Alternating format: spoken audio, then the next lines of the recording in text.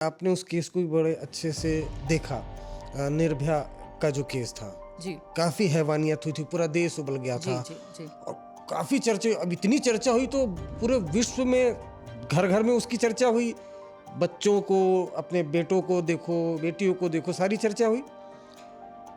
कड़ा कानून आया, जो बच्चे हैं उनकी उम्र भी बढ़ाई गई, उसको भी इन्वॉल्व किया गया। उसके बाद भी तो हो रहा है ये कानून का डर।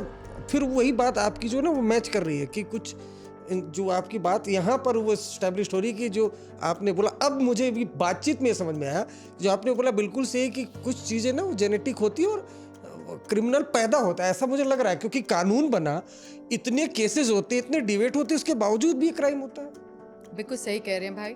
प्रॉब्लम यही है कि यूएई के अंदर देखिए हाथ काट देते हैं, तो क्या वहाँ पे रेप नहीं होता? बुरखा में रहती हैं हमारी बहनें, क्या रेप नहीं होता? साथ में बोल दिया जाता है कि तब वहाँ तो बुरखा वाली को ही मारा जाता है, लड़की को ही मारा जाता है और भी मारा जाता है। हमारा तो ये फिर भी हमारा देश बहुत अच्छा है, हमारा भारत बहुत अच्छा है। यहाँ पे तो औरतों की बहुत आवाज़ है, बहुत आगे की तरफ हम लोग हैं।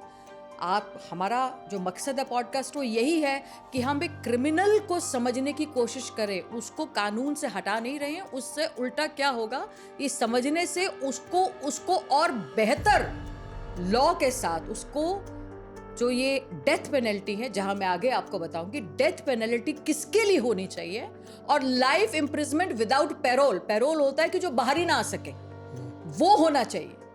तो डेथ पेनल्टी उन लोगों के लिए होनी चाहिए जिन लोगों का प्री फ्रंटल कॉर्टेक्स खत्म हो चुका है। उनको डेथ पेनल्टी, उनको मार देना बहुत जरूरी है। क्यों? वो रिहैबिलिटेट सोसाइटी के अंदर नहीं हो सकते, क्योंकि जब उनके अंदर उनका मैन्युफैक्चरिंग ही डिफेक्ट है तो आप उसको कैसे ठीक कर लेंगे? उसको हम ठीक नहीं कर सकते।